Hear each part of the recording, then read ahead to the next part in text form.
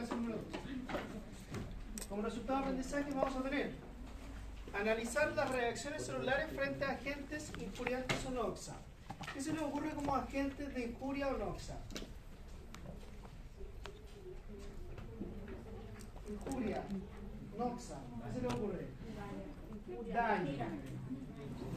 Algún agente que genere daño, por ejemplo, virus, bacterias, hongos, algún daño fisiológico que se genere, por ejemplo, una fractura de una extremidad, eso es una injuria o noxa. Analizar y conocer los principios de la lesión celular. ¿Qué pasa con las lesiones celulares? ¿Qué pasa con las células? ¿Cómo se adaptan? ¿Cómo se lesionan? ¿Las células mueren? ¿Todas las células mueren? No mueren. Pero lo importante es que tengan que cumplir con sus periodos de vida normales. Por ejemplo, ¿ustedes sabían que las neuronas al morir no se regeneran? Sí. Pero las células, por ejemplo, de la piel al morir sí se regeneran. Ahí vamos a ver el cambio, ¿verdad? Comprender y analizar las características de la adaptación celular y algunos mecanismos adaptativos que van a tener. Y cuando estos se ven alterados, ¿qué tipo de patología podría presentar la persona? Comprender los principales mecanismos de lesión celular y finalmente conocer y caracterizar el proceso de muerte celular patológico que es relacionado, que se conoce directamente como necrosis. Y está también la muerte fisiológica de las células que se conoce como Apoptosis. ¿Ya? Ahí tenemos el concepto de homeostasis. ¿Qué significa? Equilibrio interno. Regulación normal de los procesos. Homeostasis es que está todo normal. Está todo en estado playa. No todo bien. ¿Ya? ¿Qué es una célula sana? Una célula sana es que ante un estímulo fisiológico tenemos una célula que, por ejemplo, responde como forma de homeostasis. ¿Cuál podría ser un estímulo fisiológico? Por ejemplo, las hormonas. ¿Qué pasa cuando nosotros liberamos más TSH? ¿Se acuerdan de la hormona TSH? Sí. ¿Qué genera? Tiroides. O sea, la liberación genera liberación de triiotironina. Sí. Ya si se genera mucha más, estamos hablando de Hipotiroidismo. hipertiroidismo. Si se genera mucha menos, Hipotiroidismo. ¿ya? En este caso en particular, conservan las estructuras y la función las células. Eso es homeostasis. Las células no cambian, se transforman, pero mantienen también sus funciones. Posteriormente tenemos que se puede generar algún tipo de estímulo estresante, que sea por una noxa, por algún daño fisiológico, por exceso de inervación, por exceso de generación de hormonas, etc. Y vamos a tener una célula que se adapta al cambio. En este caso en particular tenemos una nueva homeostasis, es decir, la célula se adaptó al cambio para poder lograr igual su funcionalidad. ¿Qué pasa acá? Se modifica la estructura de la célula, que vamos a hablar posteriormente a eso. Por ejemplo, el corazón. ¿Qué pasa con el corazón cuando tenemos la hipertensión arterial? Se agranda hipertrofia. la cardíaca. Por ende modifica su estructura, pero mantiene su función. Esa es la adaptación. Y finalmente tenemos cuando ya la célula es incapaz de adaptarse, esta comienza a lesionarse, a producir daño celular. Y acá tenemos dos tipos, la lesión reversible, donde se pierde la funcionalidad, pero al terminar el tema del estímulo que está generando el estrés en particular, podría volver a regenerarse esa célula propiamente tal. O cuando ya tenemos de frente la lesión irreversible, es cuando ya tenemos una muerte celular, sea por necrosis o sea por apoptosis. ¿Ya? ¿Qué ocurre acá? Hay tipos de estímulos fisiológicos, exagerados estímulos fisiológicos y ya de frente los estímulos patológicos. Acá, por ejemplo, tenemos una célula normal, tenemos homeostasis. ¿Ya? Podemos tener la adaptación celular, es decir, hay un cambio fisiológico y las células se adaptan. Por ejemplo, un cambio fisiológico muy clásico es el embarazo. ¿Qué pasa en el embarazo? Crece el útero, se adaptan todas las partes internas del sistema genital femenino para poder dar lugar al embrión, posteriormente al feto y después a salir el recién nacido. Ahí estamos hablando de adaptación celular. podemos tener que ese estrés, el estímulo fisiológico exagerado que produce el embarazo, produjo una adaptación celular en la cual toda la parte interna de la mujer se adaptó para el embarazo. Pero una vez que terminó el estrés del embarazo, ¿qué pasa con la mujer? Tiene que Tiene volver que a... volver a la normalidad. Es decir, ese útero que estaba gigantesco vuelve al tamaño normal. Y ahí volvemos nuevamente de la adaptación a la meiostasis. Acá podemos encontrar la adaptación celular, conceptos como hipertrofia, hiperplasia, atrofia, metaplasia y displasia, que vamos a ir hablando de cada uno de ellos por separado. ¿Qué pasa cuando tenemos un estímulo patológico? El embarazo es un estímulo fisiológico, exacerbado, pero fisiológico, es parte de la historia natural del nacimiento, de la enfermedad, etcétera, etcétera.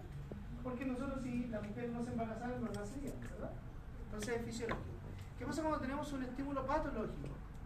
Acá podemos encontrar directamente ya una lesión celular. Por ejemplo, el embarazo normal es que se produzca en el útero. ¿Cuál sería un embarazo anormal? Ectópico. Ectópico, ¿verdad? Que se produzca, por ejemplo, un embarazo tubal. Eso sería ya un estímulo patológico y un cambio en todas las células de la parte del útero de la mujer, de las trompas de falopio, etc. ¿Ya? Pero también de la adaptación celular podemos pasar a una lesión celular. ¿Por qué? Porque podríamos tener una mujer que está embarazada, se adaptaron las células, pero a lo mejor no era una guagua, eran 3 o 4. ¿Esa mujer va a volver a tener, por ejemplo, la misma calidad de piel que antes? No. Probablemente no. Entonces ahí ya tenemos una lesión celular, que es la incapacidad de adaptación mediante un estímulo patológico en sí. Y de frentón de la lesión celular podemos tener 2 etapas. La lesión reversible, que es que una vez que ya se termina el estímulo estresante, la célula puede volver a la normalidad, volver a la homeostasis, o bien se produjo una lesión irreversible donde se produjo posteriormente o la necrosis, si es que es patológica, o la apoptosis, si es que es fisiológica. ¿Se entiende? ¿Sí? ¿Estamos claritos? Perfecto. Qué lindo. Y ahí también de la lesión reversible, como les decía, podemos volver igual a la homeostasis. Principio de la lesión celular, vamos a tener una noxa, que es algún tipo de daño o un estímulo negativo que va a tener la célula en sí. ¿Ya? Y podemos tener algún tipo diferenciado de la noxa, podemos tener distinta intensidad de la noxa y distinta duración de la noxa en sí. Podemos tener un daño que sea subletal o reversible, que la lesión, la célula puede volver a la normalidad una vez posterior. Noxa es cualquier tipo de daño o estímulo estresante que podría tener la célula en sí. Noxa se hace referencia, por ejemplo, a algún tipo de lesión celular, algún tipo de agente antibiótico como virus, bacteria, hongo, factores inflamatorios, etc. ¿Ya? El tipo que va a generar una adaptación nueva celular, y podríamos tener incluso, como les decía anteriormente, el daño irreversible y la muerte celular funcional. ¿Voy muy rápido? No, profe, va bien. ¿Estamos bien? ¿Sí? Y acá tenemos todas estas que son noxas. Todas estas son noxas que son causales de la lesión celular. Por ejemplo, ¿quién me puede dar un ejemplo de toxina?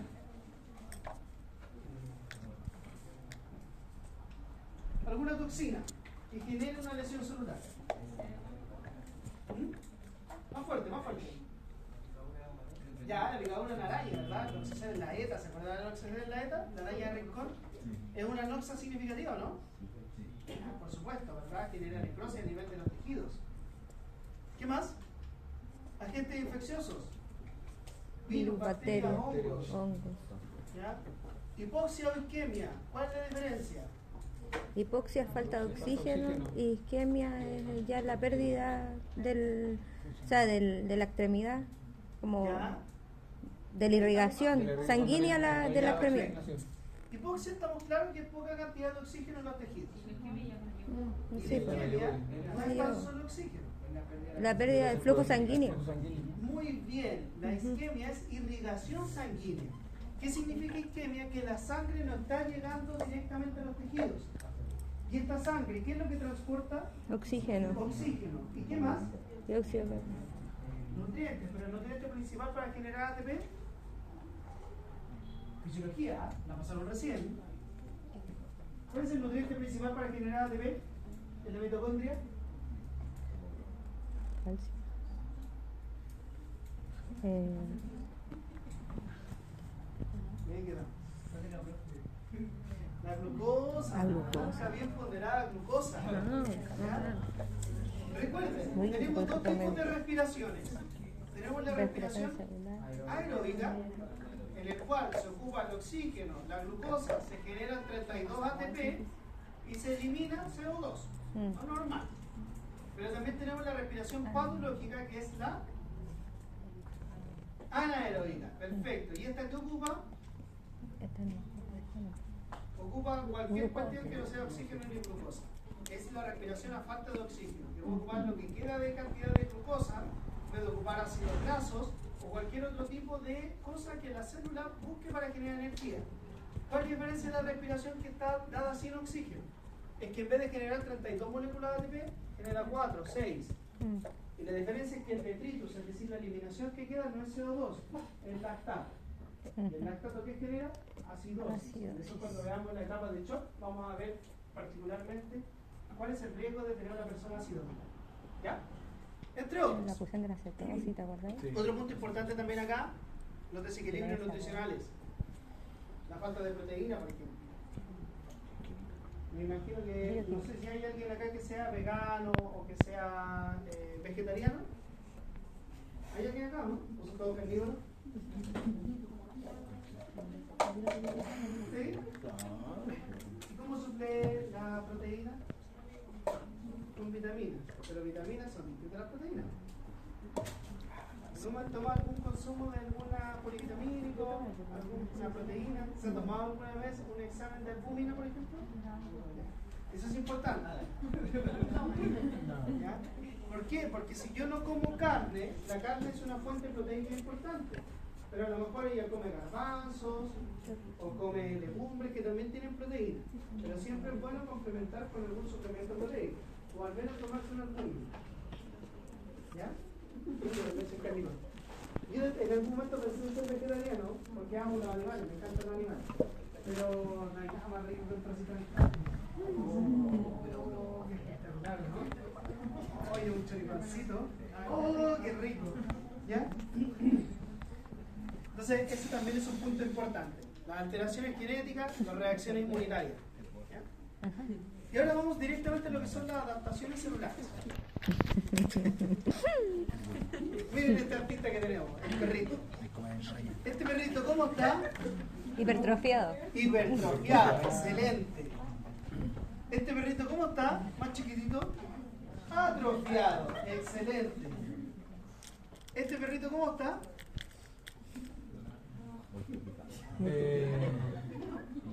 Hiperplaciado, ¿ya? Es decir, se multiplicó. Sí, ¿Y este? Hiperplasia. Cualquier cuestión. ¿Ya? Ahí podríamos estar hablando de una displasia. Metaplasia. Modo tortuga. Como tortuga, se transformó. En lugar de Metaplasia. ser un perro tortuga, lo mismo pasa en las células. ¿Ya? Acá en la adaptación celular, respuestas morfológicas, es decir, pueden haber cambios de estructura o pueden haber cambios de la funcionalidad celular en sí. Un ejemplo de hipertrofia celular. Lo dimos todo el rato que era el tema del Hipertensión. corazón. Se hipertrofia el corazón. Se agranda este músculo por mayor presión. Un ejemplo de atrofia. ¿Cuál es su nombre, estimado? ¿Yo? ¿Sí? Alan. Ya, Alan. ¿Alguna vez se fracturó una pierna? No, o sea, la clavícula. ¿La clavícula? ¿El yesano? No. No, mi fallecida. ¿Qué pasa, por ejemplo, si a Alan se fractura la pierna y le ponen un yeso? ¿Qué pierde? Movilidad. ¿Movilidad? ¿Y qué pierde? ¿Qué pasa con la musculatura? Se atrofia. Esa es la atrofia celular, es la misma. ¿Acá qué pasa? Hiperplasia. Un ejemplo claro, ¿han escuchado hablar de la hiperplasia prostática? Sí. ¿Ya? La hiperplasia prostática es multiplicación celular. No siempre es anómala. De hecho, la hiperplasia prostática la mayoría de las veces es benigna, es decir, no es cancerosa. Acá podemos tener multiplicación celulares varias. Y hay un ejemplo en la hiperplasia prostática. Simplemente la célula mantiene su morfología, mantiene su funcionalidad, pero se multiplica. ¿Ya? Y finalmente acá podemos estar hablando, por ejemplo, de una displasia o metaplasia. ¿Qué es lo que pasa acá? La célula se multiplica, pero no tan solo se multiplica en funciones normales, sino que se multiplica patológicamente, ¿ya? O en formas diferenciadas, es decir, células o más juveniles o células que son completamente distintas a las otras. Eso puede ser un cáncer, ¿o no? Ahí vamos para allá, tranquilidad. Y acá tenemos las reacciones que podemos encontrar. Acá tenemos células sanas, normales. Células atrofiadas que disminuyeron en su tamaño. Que ojo, lo que disminuye principalmente son estructuras funcionales como las mitocondrias. ¿Ya? Se hacen más chiquitas. Tenemos la hiperplasia, en la cual las células se van dividiendo y hay un aumento de células en un mismo tejido, como la hiperplasia prostática benigna. También tenemos la hipertrofia, en la cual la misma célula se puso a entrenar, se fue al gimnasio y creció. ¿Ya? Como la hipertrofia ventricular izquierda. Y acá ya se nos empieza a complicar un poquito la cosa. Tenemos la displasia, que hay una diferenciación celular anómala, es decir, tenemos las mismas células normales y empiezan a aparecer otras células que podrían ser normales o anormales, ¿ya? O podrían tener cambios estructurales, es decir, son células diferenciadas. Un ejemplo de displasia, por ejemplo, podemos encontrar la displasia uterina, en la cual el útero se ve transformado, se ve una multiplicación celular anómala, pero que no siempre es sinónimo de cáncer, no siempre son malignas, hay muchas veces que podrían ser benignas también. ¿Cuál es la diferencia de la displasia? Por ejemplo, en la metaplasia, donde tenemos células normales y células reemplazadas, acá, más que ser amorfas como la displasia, acá pueden ser cambios epiteliales. Pueden haber células nuevas, pero que son de otra zona. ¿Ya? La metaplasia podría llegar en algún momento a ser incluso reversible con el tratamiento adecuado. ¿Cuál es la diferencia con la displasia? En la displasia ya hay cambios genéticos del ADN de las células en sí. Por eso ya hay que darla. ¿Nuestro cuerpo podría ser un ejemplo de Metaplasia, un ejemplo. Excelente pregunta. ¿Han escuchado hablar, por ejemplo, del esófago Barrett? Sí. Ya, ¿tuvieron histología o vieron algo de histología? ¿Tuvieron fisiología? ¿Qué pasa? Nosotros tenemos cavidades distintas. Es decir, el esófago tiene el mismo tejido epitelial que el estómago. ¿Por qué es distinto? Porque el estómago está diseñado para soportar la acidez gástrica y el esófago está diseñado para soportar el paso del bolo alimenticio. ¿Estamos claros? ¿Qué pasa en la metaplasia? Las células esofágicas se ven transformadas. Por ejemplo, en el esófago Barrett, ¿qué es lo que sucede? La persona tiene tanta acidez y tiene tanto reflujo que al paso del ácido la célula se va transformando y en vez de ser la célula histológicamente similar a la del esófago, pasa a transformarse en célula estomacal. Entonces el comportamiento histológico de la célula cambia, ¿ya? Mediante un estímulo noxa que es la acidez gástrica y el reflujo. En ese caso en particular estamos hablando de metaplasia. ¿Cuál es lo malo de la metaplasia? Por supuesto que como toda transformación anómala es un precáncer. El esófago de Barrett es un precáncer. ¿Ya? ¿Y qué es lo malo de la metaplasia y la displasia en particular? Podríamos pasar directamente a la neoplasia. ¿Qué es la neoplasia? Es un crecimiento exacerbado de células juveniles, de células anormales, de células morfológicamente alteradas, que no tienen pie para la detención. Es decir, se multiplica y genera aumentos de volumen. Esta es la gran mayoría, yo diría el 97%, cáncer. En el caso de la neoplasia, como se produce tanta multiplicación celular y tan grande y a tal nivel, ¿qué creen que generan los tejidos? Nos rompe. Nos rompe. Nos rompe, pero además de esto, ¿qué creen que genera? Daño. ¿El cáncer cómo aparece? Por tumores. Tumoración. La neoplasia habitualmente genera tumores. ¿Ya?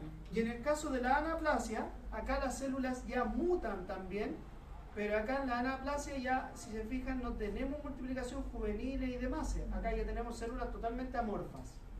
Ahí es donde se En la anaplasia forma- sí o sí es cáncer. Sí o sí. La neoplasia, la mayoría de los casos. Recuerden, neoplasia y anaplasia, cáncer. Ya. ¿Ya?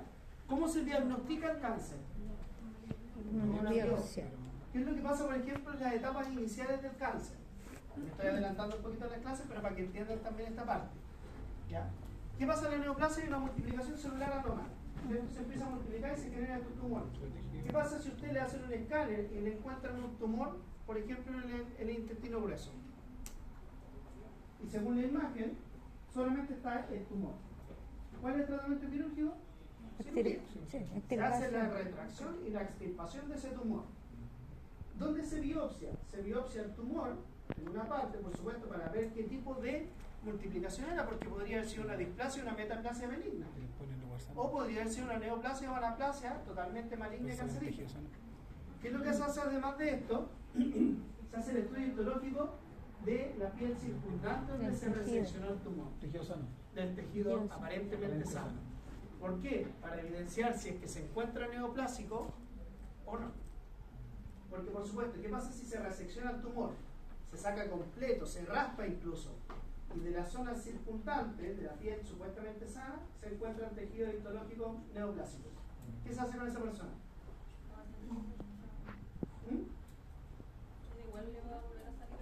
¿Pero qué se hace? Buscar el tratamiento.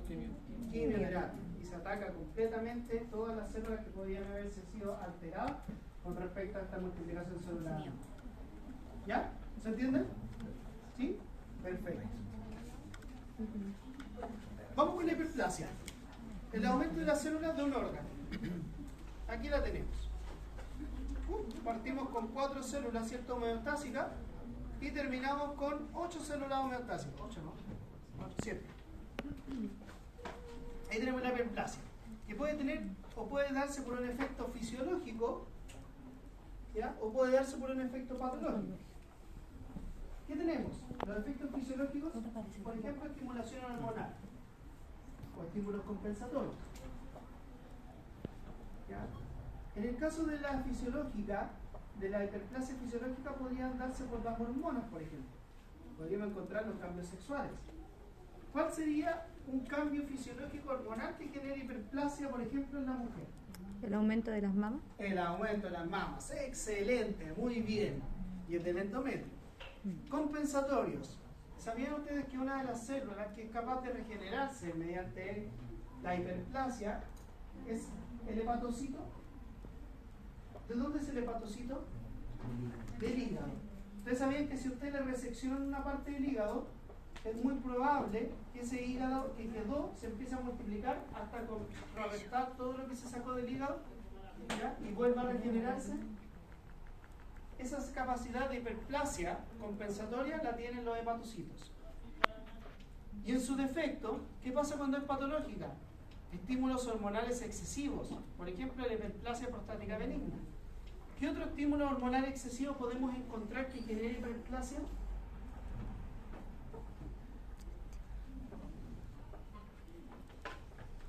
Denme otro ejemplo. Otro ejemplo de estímulo hormonal excesivo que pueda generar hiperplasia. Un crecimiento celular, multiplicación. ¿La tiroides? La tiroides, excelente, muy bien. Vamos a poner a hacer usted la clase. ¿Ya? La tiroides. ¿Han visto, por ejemplo, a las personas con hipertiroidismo? Se les genera una cosa que se le llama bocio. Que la tiroides, al ser tan estimulada para generar tanta triiotironina, se empieza a agrandar. Y tenemos el bocio. Eso también es una hiperplasia. ¿Ya? Infecciones virales, como es el caso del papiloma humano, que de hecho ahora hay una vacuna para el papiloma humano y las mujeres se tienen que hacer el control con el Papa Nicolau, para evitar este tipo de multiplicación celular anómala de origen viral. Y en el caso de las lesiones cutáneas, por ejemplo, podemos encontrar los queloides. ¿Saben qué son los queloides? Sí. Usted se puso un arito y al generar la noxa o el daño, se generó en la piel, empezó a regenerarse y termina con así una pelota blanca. Ese es el queloide. ¿Se entiende? ¿Estamos claritos? ¿Cambiamos? Voy a estar escribiendo. ¿Que no estaba en la diapositiva? Sí. Estamos claros. Ya, ¿estamos? Yo creo que HPV es hiperplasia benigna prostática. Correcto.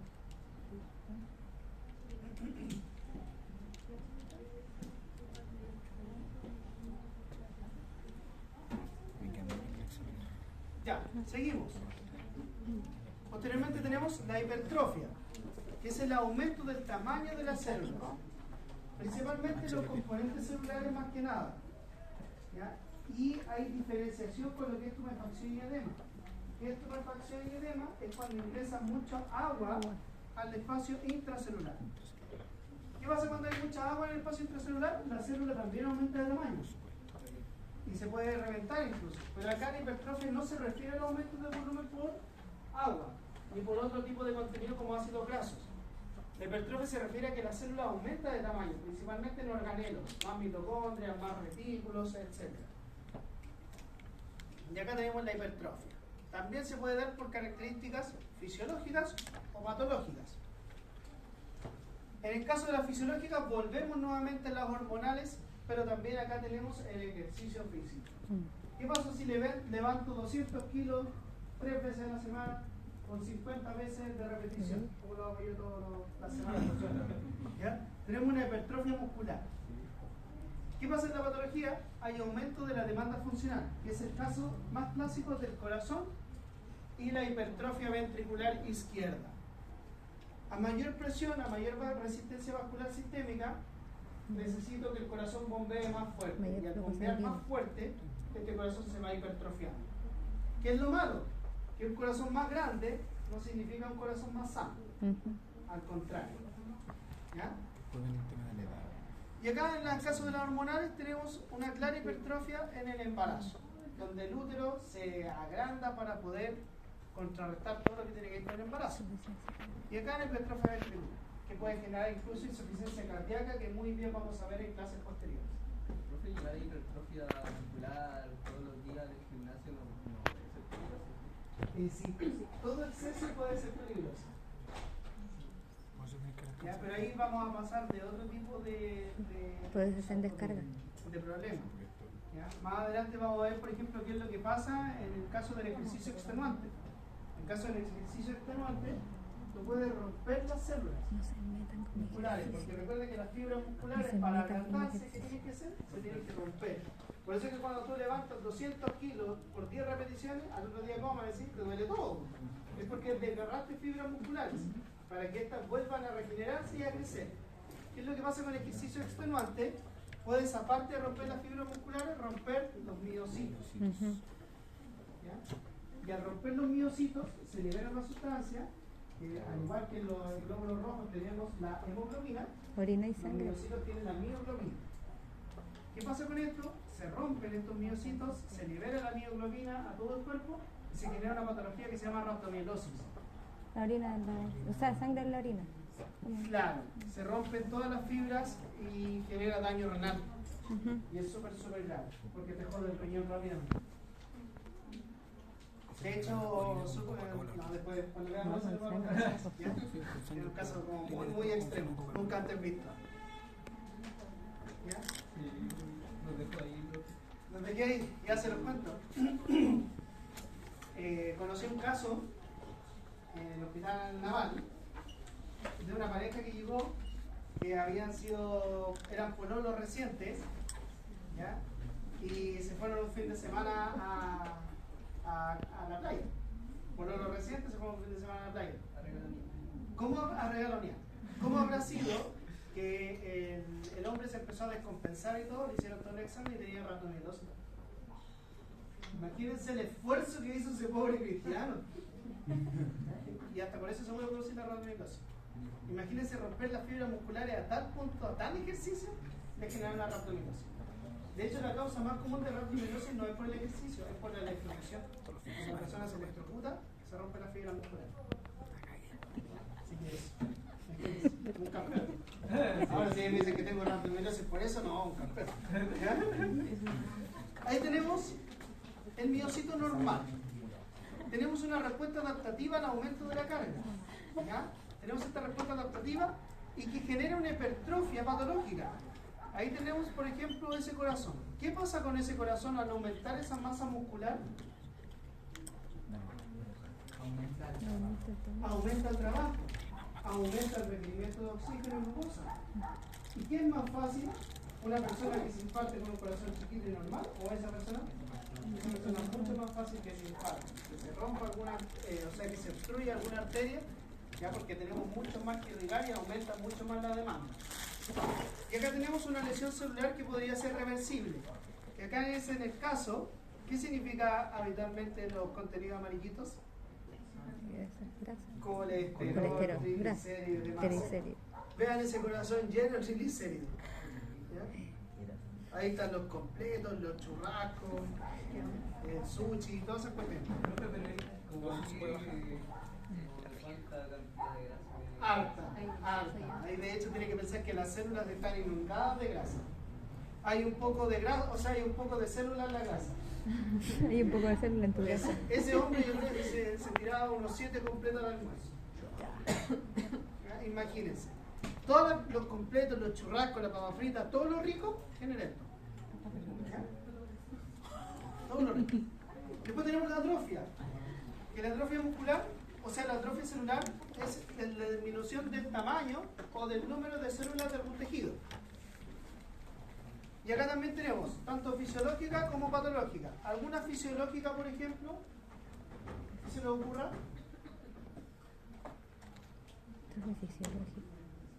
¿Qué pasa con la mujer embarazada cuando deja de estar embarazada y tiene al bebé? Ahí se hace la atrofia, porque tiene que volver atrás, ¿verdad? Eso se genera la atrofia. Se hipertrofia primero y después atrofia. ¿Ya? Ahí tenemos el embrionario postparto, el embarazo del útero y el útero. Y en el caso de la atrofia patológica, ahí es dependiendo de las causas. Puede haber una reducción de la carga de trabajo. ¿Se acuerdan del ejemplo cuando se fracturaba y dejaba de mover la pierna? Se atrofiaba, la musculatura principalmente. Reducción de irrigación. ¿Qué se genera cuando se reduce la irrigación? Isquemia, excelente. La isquemia o reducción de la irrigación que genera, llega menos oxígeno, llega menos glucosa y la célula también, para sobrevivir, tiene que achicarse o tiene que disminuir el número de células del tejido para poder sobrevivir. Pérdida de la inervación. ¿Qué es inervación? ¿Vieron fisiología? La conexión neuronal, exacto. ¿Qué pasa, por ejemplo, cuando tenemos una persona que tiene un accidente automovilístico, tiene una lesión raquimedular y, por ejemplo, queda parapléjico? Se pierde la inervación completa. Por ende, también se produce atrofias musculares, óseas y demás. ¿Ya? Malnutrición, en el caso de las proteínas en la gente que no se toma examen nunca. ¿Ya?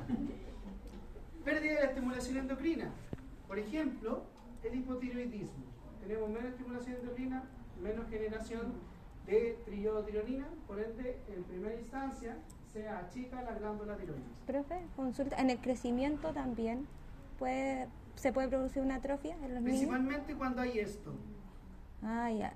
Cuando hay déficit y la proteico, parte, polivitamínicos. y hablando de los del enanismo. Lo que pasa es que las causas del enanismo son otras. Hay una falta de una enzima y una proteína específica del crecimiento. Ah, ya. ¿Ya? Y hay una hormona también que falla, que es la LH, si no me equivoco, que es una hormona que genera la estimulación para el crecimiento óseo, muscular o músculo esquelético en general, y que no está en los enanismos. Por eso es que no crecen más, se mantienen así. ¿Ya? Y depresión, porque si tenemos menos presión arterial o menos presión en todas las partes, disminuimos la irrigación, disminuimos la llegada de sangre, de oxígeno, glucosa y demás. ¿Estamos claros? Te espero.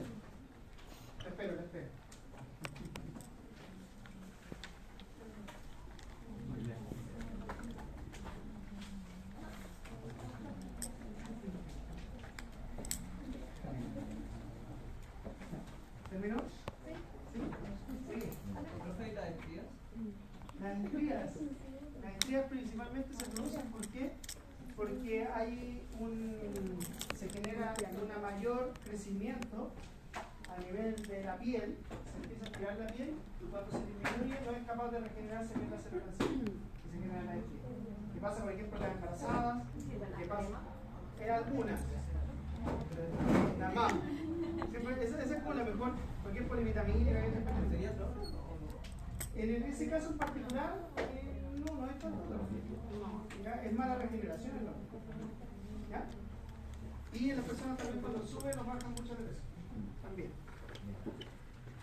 Acá tenemos la metaplasia, transformación ya patológica de células adultas maduras, pero con mejor adaptada para resistir en el medio ambiente. Es decir, hay una multiplicación patológica y hay células que son diferenciadas, que no son las células normales que deberían aparecer. Acá, por ejemplo, ya podrían aparecer células juveniles o cambios epiteliales.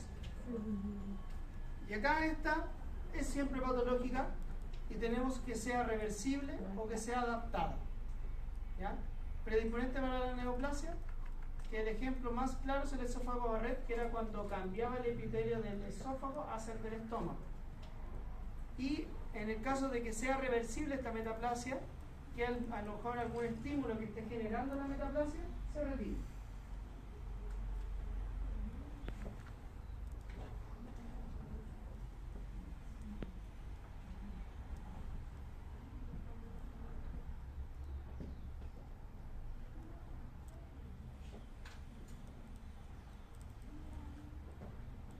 ¿Sí?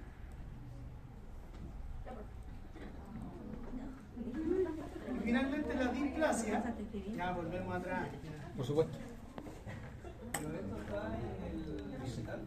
Sí, lo que pasa es que si ustedes abren el archivo que yo les subí y lo ponen en presentación, les va a salir esto, que es un error de formato.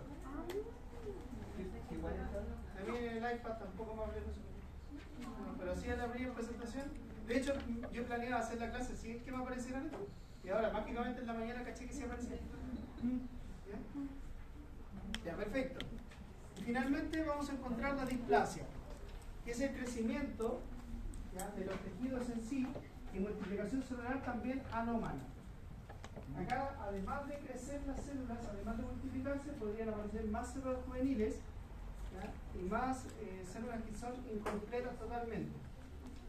No es considerado un proceso de adaptación celular, de hecho, gran parte de las displasias podrían ser predisposiciones para algún tipo de cáncer. Y en el caso en particular, que en esta podría ser reversible, en la metaplasia, en la displasia ya se sugiere que hay un cambio genético en la estructura celular. ¿Ya?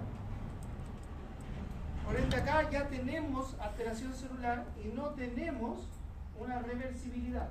No vuelve atrás la célula como podría suceder en la metaplasia. Acá no, una vez que se produjo la displasia, quedó la displasia. Se puede producir por desórdenes histológicos, ¿ya?, es decir, cambios definitivos en los tejidos, que muchas veces, ¿se acuerdan cuando empezaron a salir las vacunas nuevas para el COVID? Sí. La gente temía, o los científicos temían, que se produjeran displasias, es decir, cambios genéticos a niveles celulares. ¿Ya? Respuesta a estímulos nocivos persistentes, es decir, usted tiene un estímulo que es dañino y que usted no es capaz de retirarlo, lo tiene permanentemente. Por ejemplo, podríamos estar hablando de una colitis ulcerosa, una enfermedad de Crohn o cualquier tipo de enfermedad que son inflamatorias y que son autoinmunes. Aumento de la mitosis por causa patológica y por supuesto lo que es la lesión preneoplásica o precancerosa. Eso es lo que vamos a tener distintamente en lo que es la displasia. ¿Sí?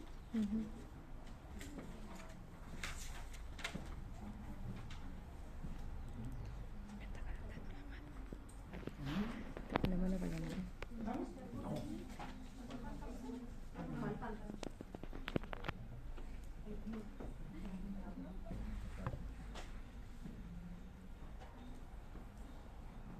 Y acá en la parte de alteración celular se refiere a que pueden ser más grandes, pueden tener distintas formas o pueden ser incompletas, es decir, células juveniles. Cuando vieron fisiología probablemente vieron desviación izquierda, desviación derecha. Era cuando las células eran juveniles, nacían, se empezaban a agrandar y antes de empiezan a aparecer acá en la displasia. ¿Ahora sí? Sí, profe, también. Almacenamiento intracelular se refiere directamente a lo que es la retención de algún tipo de o líquido, algún tipo de sustancia, sea nociva, sea no nociva, sea fisiológica, etc.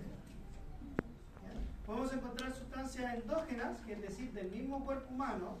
Por ejemplo, sustancia endógena sería los hepatocitos, que tienden a acumular grasa o glucosa.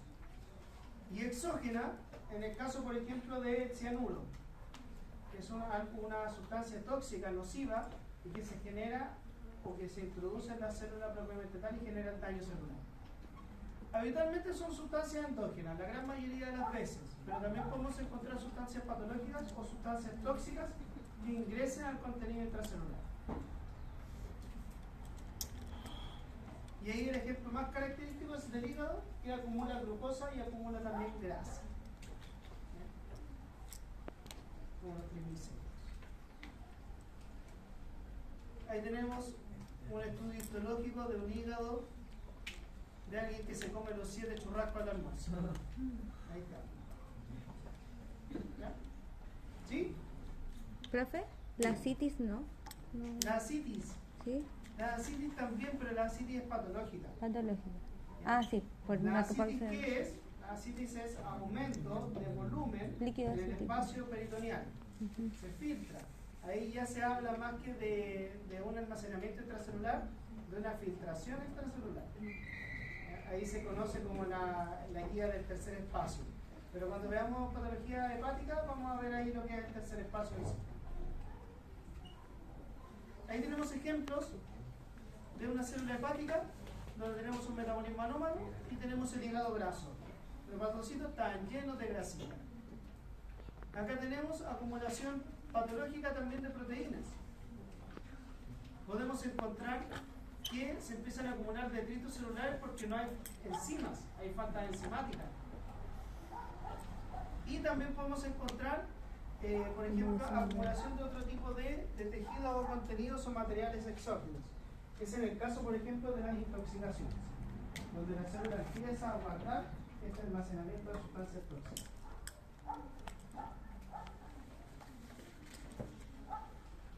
En resumen, ahí tenemos los cambios celulares y los mecanismos de adaptación.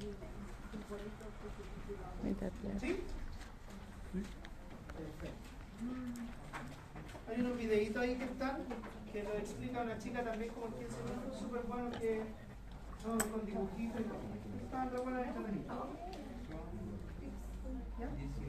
Y finalmente vamos a lo que es la lesión y muerte celular propiamente tal.